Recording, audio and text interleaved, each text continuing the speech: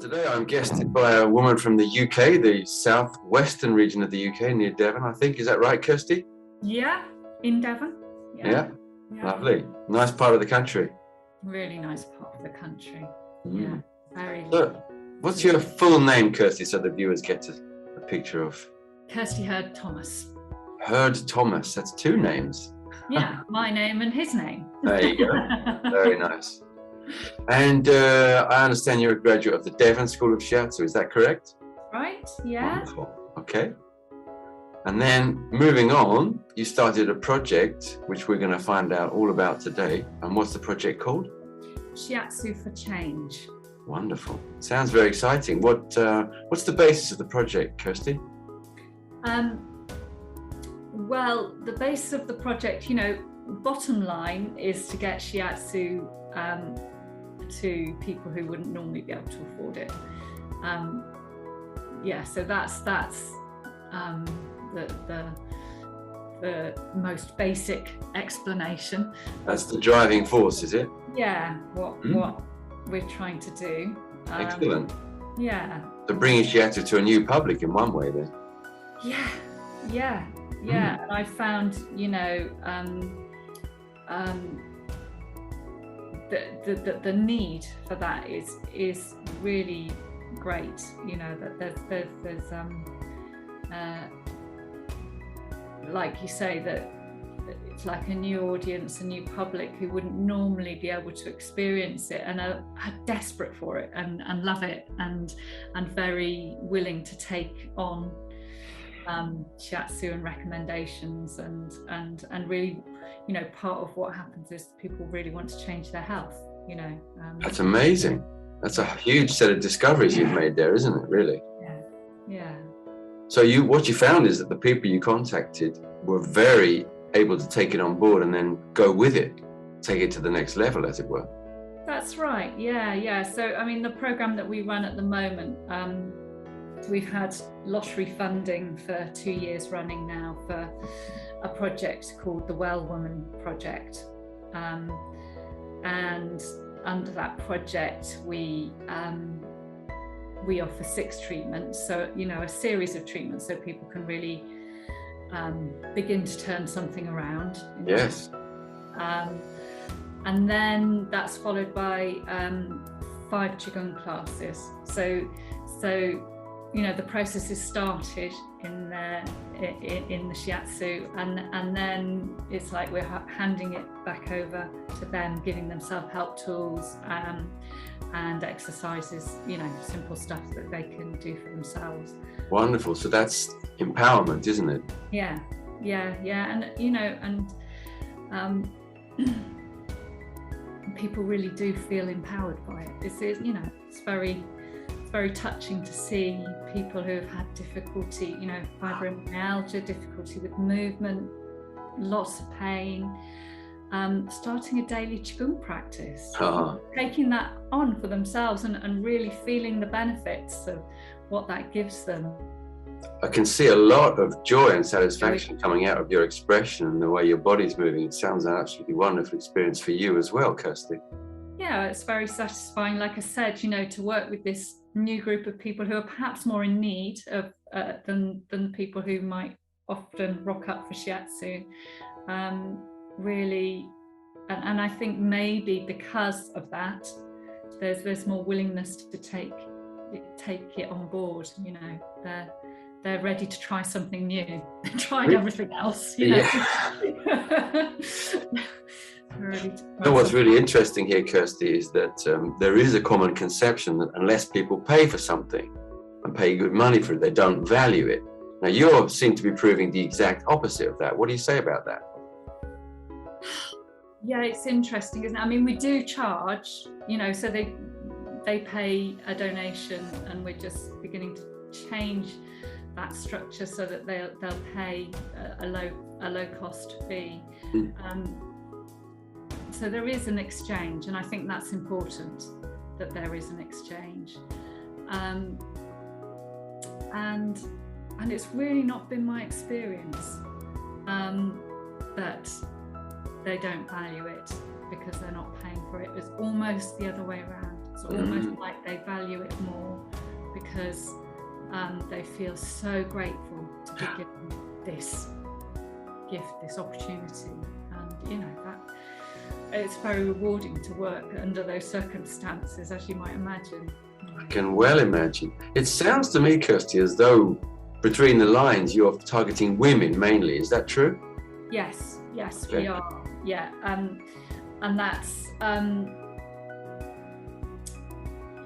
partly because the qigong that I teach is around women's health, and it just fits really nicely to be able to support that. But it's also because women generally were the people who are coming to my private practice, and it seems like I don't know if there's more of a need there, but there's more of a willingness somehow, in my experience, to engage somehow.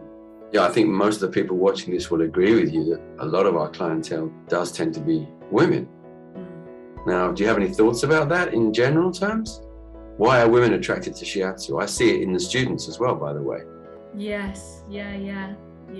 I mean, my initial thought is support, something around needing support and perhaps not getting it so well. But you know, you could equally say that about men. It's just, I think that the possibility is that the more obvious support is a different avenue, perhaps, for men. You know, huge generalizations there. You know. Well, we're generalizing, so that's fair enough, Kirsty. I asked you a very, very broad question there. But perhaps there's an aspect of being able to receive as well. Yes, yeah, that's also possible. Yeah. You know, what comes to mind for me is another project locally, which isn't a Shiatsu project, but it's called Dobros, and it gets men together to talk about their well-being over making pizza. You know, and I just think that's genius. It is. in the way that it can meet something in men, really clearly. Yes. It's a nice point you're making there. Perhaps men need to feel that they're doing something practical while things are going on for their self-help. Lots of people say that, don't they? And again, I don't know if it's true, but it might be. Yeah. So this started out as a pretty much voluntary service, didn't it? But I understand that there's a little bit more payment coming in for the practitioners, or is that not really true? It's actually never been a voluntary service. Okay. Because right from the start, I got Awards for All funding, which has paid a large chunk of the treatment costs and the teaching costs. And then, of course, there's always voluntary stuff around that. So, you know, lots of the admin isn't paid. And now I've just got a little bit of funding to support the volunteers. So I've got 2 volunteers at the moment working for Shiatsu for Change, and someone who's working for us under the Kickstart, the government Kickstart project. Ooh. So they're all fully qualified Shiatsu practitioners,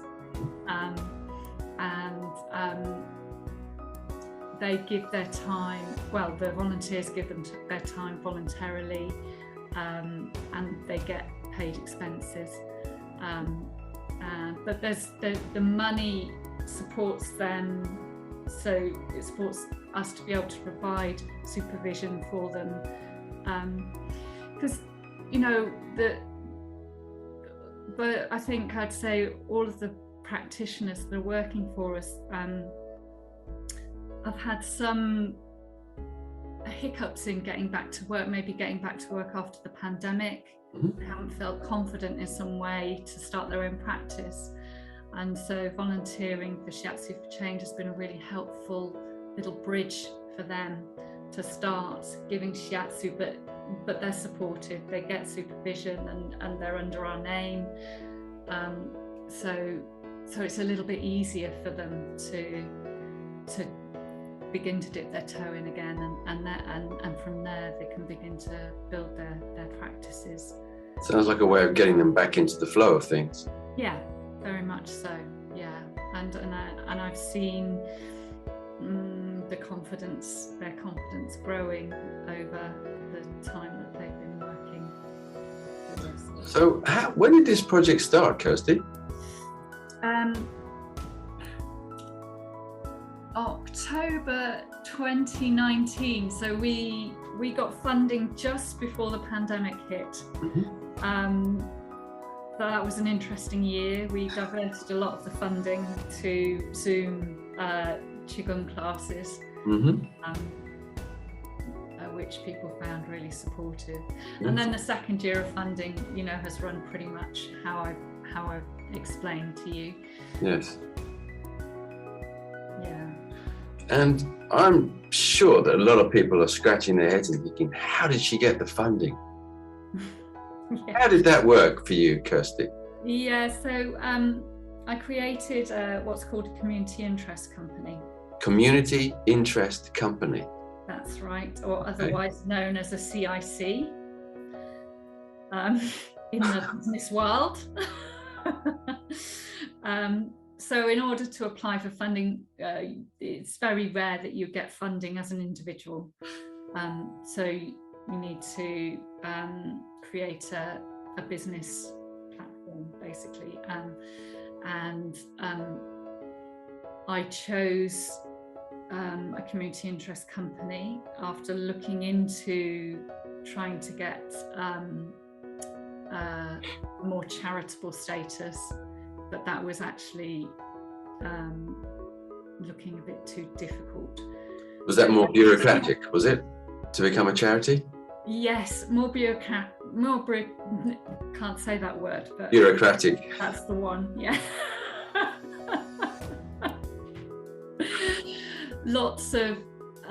They wanted lots of proof. They wanted proof into the efficacy of Shiatsu, which we all know is a difficult thing to provide. So at that point, I bowed out. Well, ironically, you're providing proof of the efficiency of Shiatsu through the project. Yeah, that's it. And we do use the MyMop measurement.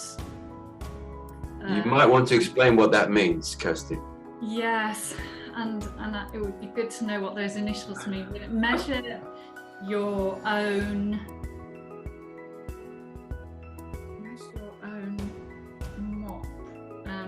medical performance, something like that. Something like that. Mm-hmm. It's a way that people can evaluate their own treatments, basically, and their symptom development. Is it a kind of questionnaire? It is a questionnaire with a few simple questions about what symptoms they've got, and they start it. They do one at the beginning of the treatments and one at the end of the treatments. Sounds like the kind of thing that researchers have produced for us. Would I be right in saying that? I think so. I'm not entirely sure where it's. Perhaps you'd be able to send us a copy of that so we could attach it to the project and people can have a look at that. Yes, yeah, that's very possible. I know the Shiatsu Society in the UK would be able to get hold of them for people as well. Wonderful. So I realised I was telling you about becoming a CIC and we got a bit diverted, but it's actually quite easy to set up as a CIC.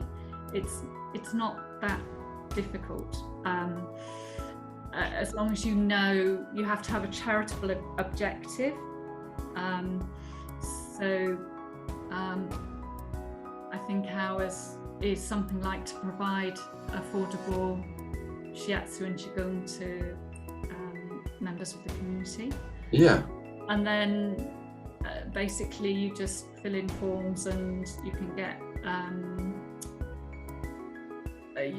you can get templates for any of the bits that you need to write a constitution basically, but you can get a template for that online. it's simple, and I got a lot of support through my local CVS, which is the it's a voluntary service. So again, in the UK, most areas will have a CVS. Does it mean community voluntary service or something? That's it. That's the one. All right.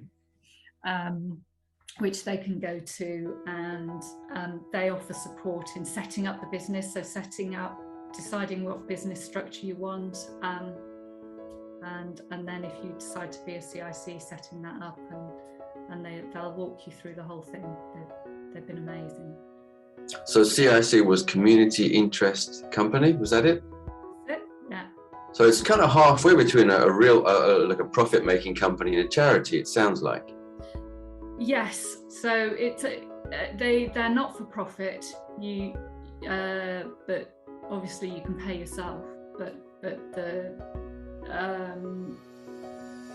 it just means that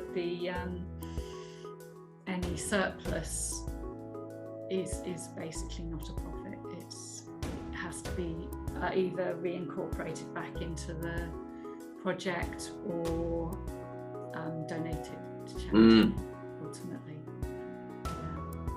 So what's the status of the project now, and how do you see it developing in the nearest months and perhaps years? Well, it's a good time to ask that question. I'm in a very interesting place at the moment. So my second year of funding has just come to an end,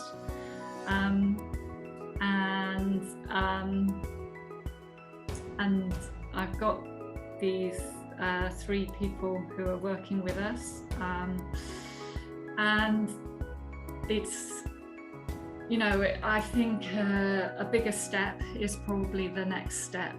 So looking for bigger funding, perhaps. I'm not quite there yet, but I think that's the next step. Do you have some ideas about how that might pan out? Well, in terms of how the company might pan out, some thoughts are around kind of formalising a graduate scheme with some local schools, so that third-year students or newly graduated people can come and get some clinical experience in a voluntary capacity with Shiatsu for Change.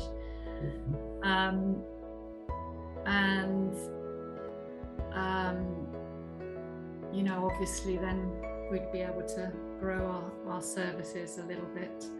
I have grand visions of it going UK wide, and I don't really know how that would work at the moment. But well, in that context, it would be interesting to know how the Shiatsu Society of the UK has reacted to it. Have you had any support from them or encouragement from them? They're very encouraging. They sort of up for, whenever I ask them something, they're always up for trying to support and provide the answers. And maybe I can ask for a bit more support in that arena. That's an option for the possible future growth.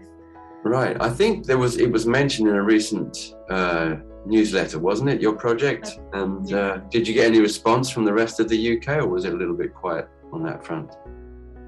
Well, you responded. We did. I had a response from one practitioner who was interested in setting up a similar sort of thing. Yes, mostly quiet. People are busy with their own things, aren't they? Of course. And unless something's obviously exactly the right thing, it's. But I assume you're going to write this up as a kind of an article for the UKSS, and they can publish it and get a bit more action happening around it. Yes. Again, that's something that's been in the pipeline for a long time. It's just finding the time to get to it and do it with these things. Exactly. Yeah, it takes a lot of time to do these kind of things. A lot of background work, isn't it? Administration work and things like this. That's it, and that's one of the things I'd say about this is that you know, there's been way more administration and kind of development work than I would have imagined, I think.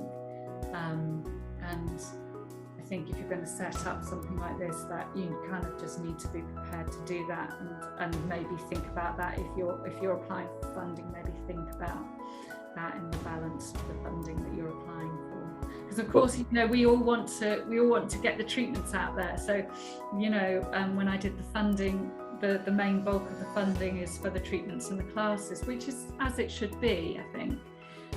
That's what funders want to see, and it's not sustainable to do that without everything that's needed to support it. So it's a really important point you're making there, and it applies to everybody doing Shiatsu in the whole world, most probably, right? We tend to devalue the time that we need to organize our treatments, our practices, our administration, our tax work, etc. All of that is unpaid. We need to be thinking in a wider sense about what we need to sustain us. Yeah, absolutely. Yeah. Well, Kirsty, it's been absolutely wonderful talking to you. Do you have any final thoughts you'd like to share before we round off? Well, I would just love it if this became more of a thing, you know, more of a thing that people were doing, more UK-wide, worldwide, whatever, that people would take that step towards. I know a lot of people offer voluntary services to people in need. A lot of Shiatsu practitioners will offer voluntary services to people in need. And again, you know, it's like, well, how sustainable is that for our own needs, basically? And it feels important to me that if we're offering a service as valuable as we do, that we're paid for it, and that also that we can offer it to people who need it the most, and that's really my passion, and I would love to see that happening more. Beautifully stated. Absolutely wonderful. What we're looking for is security, but also abundance with our freedom, I think. Our freedom to offer these things that we clearly perceive as valuable gifts. Yeah. More power to the Shiatsu. Yeah, absolutely. Power to Shiatsu. Hey, Kirsty, thanks for turning up and spending some time with me today. And let's hope this message gets out a little bit wider, shall we? Yeah, absolutely. And I'm really happy to talk to people if they're interested in doing something like this. That's wonderful. And your contact details will be there on the page so people can get in touch with you. I hope that's okay. Great. Yeah. Wonderful. So look, thank you very much. Thanks for everything you're doing. And I wish you luck with the flowering and prospering of your project and your own personal projects, of course. Yeah, thank you. All righty. So bye-bye. See you again. Well, I'll see you sometime in the UK. Yes, hope so. Devon, nice place. Yeah, very nice place. Lucky me. Lucky you. Brilliant. See you soon. Bye-bye. Yeah, bye.